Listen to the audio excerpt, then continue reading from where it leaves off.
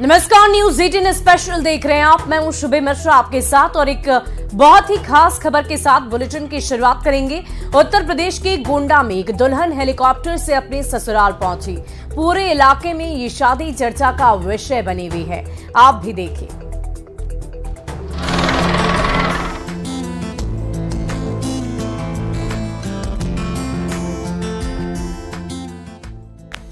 शादी को यादगार बनाने के लिए लोग काफी कुछ नए प्रयोग कर रहे हैं, लेकिन गोंडा में एक शादी कौतूहल का विषय बनी हुई है। दरअसल दूल्हे राजा अपनी दुल्हनिया को उसके ससुराल लाए तो गोंडा में तो मजमा ही लग गया। दूल्हा दुल्हन हेलीकॉप्टर से सवार होकर अपने गांव पहुंचे। 15 दिसंबर को गोंडा के असनहारा गांव की दीपक वर्मा की शादी कन्नौज की रहने वाली शिवा कटेवार के साथ हुई। अगले दिन 16 दिसंबर को विदाई के बाद दूल्हा अपनी दुल्हन को कन्नौज से हेलीकॉप्टर पर बिठा कर लाया। जैसे ही यह खबर असनहारा गांव में पहुंची तो लोग भी हैरान थे। उन्होंने ऐसा पहले कभी अपनी जिंदगी में नहीं देखा था, इसलिए गांव के लोग दोनों के स्वागत के लिए वहीं एक स्कूल के पास पहुंच गए। बाद में स्कूल के परिसर में ही हेलीकॉप्टर की लैंडिंग हुई। उड़न खटोले से दूल्हा दुल्हन जब गांव पहुंचे तो हर कोई चकित था। सभी ने दूल्हा दुल्हन का शानदार स्वागत किया। कहा जा रहा है कि दूल्हे ने अपनी शादी के मौके पर एक प्राइवेट एयरलाइंस का हेलीकॉप्टर बुक कराया। बुकिंग 12 लाख रुपए में की गई। दीपक नोएडा की एक कंपनी में अच्छे पद पर तैनात है, तो वहीं उनकी दुल्हन शिवा मैकेनिकल इंजीनियर है। इस दौरान फायर ब्रिगेड और पुलिस विभाग के जवान भी मौजूद रहे। गोंडा से न्यूज 18 के लिए देव त्रिपाठी की रिपोर्ट। और पाकिस्तान से लौटी अंजू ने सोशल मीडिया पर एक इंटरव्यू दिया, जिसमें उसने जो बात कही वो बेहद चौंकाने वाली है, क्योंकि वो जिस मकसद के साथ पाकिस्तान से आने का दावा कर रही थी वो तो अभी तक होता हुआ नहीं दिखाई दे रहा है।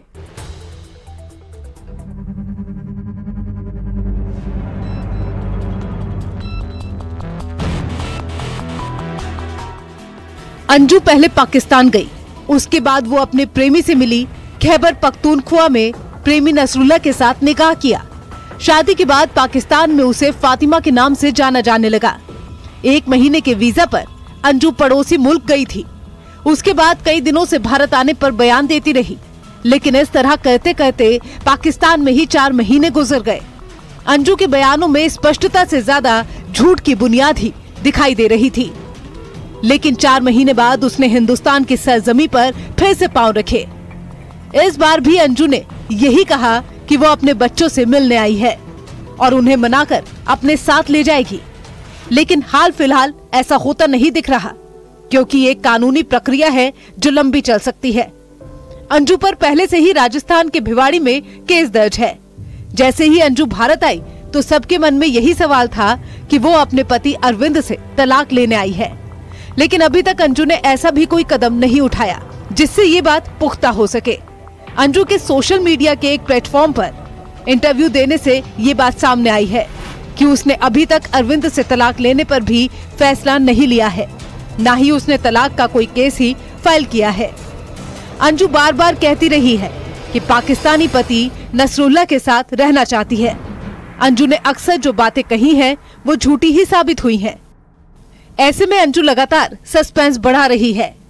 एक तरफ वह अरविंद से बच्चों की कस्टडी लेने के लिए भारत आने की बात कह रही है, तो दूसरी तरफ अरविंद से भी अलग नहीं होती दिख रही। सवाल भी उठ रहा है कि क्या भारत आने के बाद अंजू का इरादा कहीं बदल तो नहीं गया।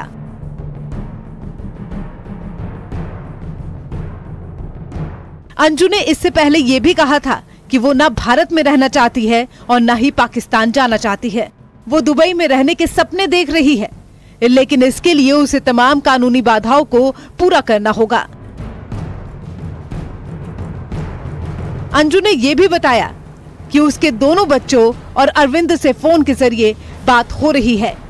अब ये भी सवाल खड़ा हो रहा है कि क्या अंजू नसरुल्लाह के साथ नहीं जाएगी? क्या वो अब ऐसा फैसला लेने वाली है जो अलग ही हो?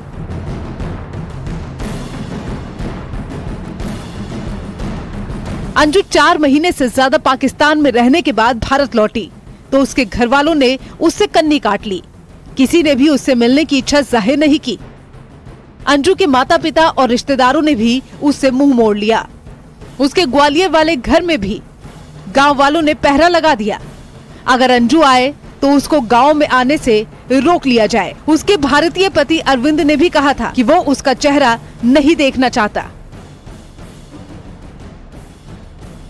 जब अंजू पाकिस्तान में थी तो उसकी अरविंद के साथ जोरदार बहस भी देखी गई थी, लेकिन भारत आने के बाद अंजू का मिजाज बदला हुआ है। दोनों के बीच में विश्वास की खाई काफी लंबी हो चुकी थी, लेकिन अब बताया जा रहा है कि दोनों के बीच बात हो रही है, जिससे ये कयास भी लगाए जा रहे हैं कि अंजू अब भारत में ही रहेगी, क्योंकि पिछले दिनों उसके पहले पति अरविंद के तेवरों में भी नरमी दिखाई दी।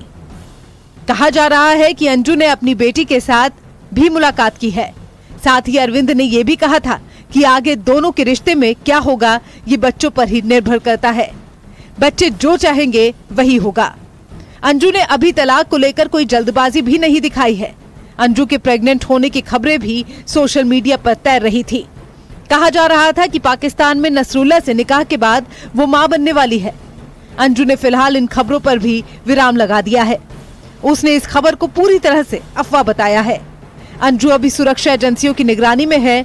वो इतने महीने पाकिस्तान में रहकर आई है।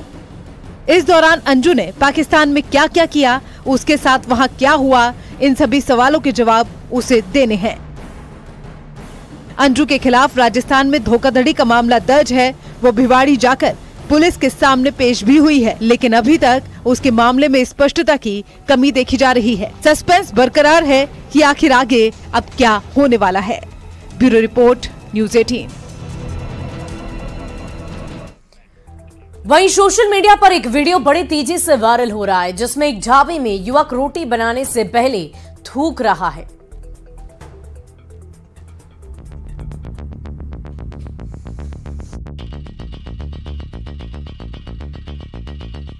सोशल मीडिया पर यह वीडियो वायरल हुआ है, जो बेहद ही हैरान करता है। एक ढाबे पर यह कारीगर काम कर रहा है। वो तंदूर भट्टी में रोटी बना रहा होता है और अचानक उसने ऐसी हरकत की जो सोचने पर मजबूर कर देगी। ये युवक रोटी को तंदूर में डालने से पहले उस पर थूकने लगता है। वो एक बार नहीं कई बार ऐसा करता है। ये वायरल वीडियो मुजफ्फरनगर का बताया जा रहा है। अब एक बार फिर से ये वीडियो जरा देखिए। रात का वक्त है, ढाबे में रोटी बनाने का काम चल रहा है। वहां पर दूसरे कारीगर भी खड़े रहते हैं, लेकिन कोई भी युवक रोटी को थूकने से उसे रोकता नहीं।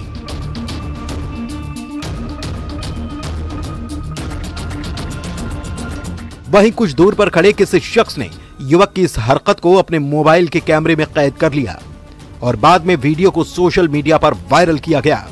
सोशल मीडिया पर लोगों की कड़ी प्रतिक्रिया सामने आ रही है।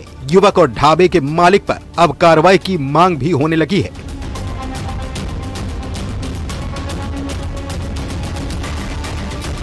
वायरल हो रहे इस वीडियो की क्लिप पुलिस के पास भी पहुंच चुकी है।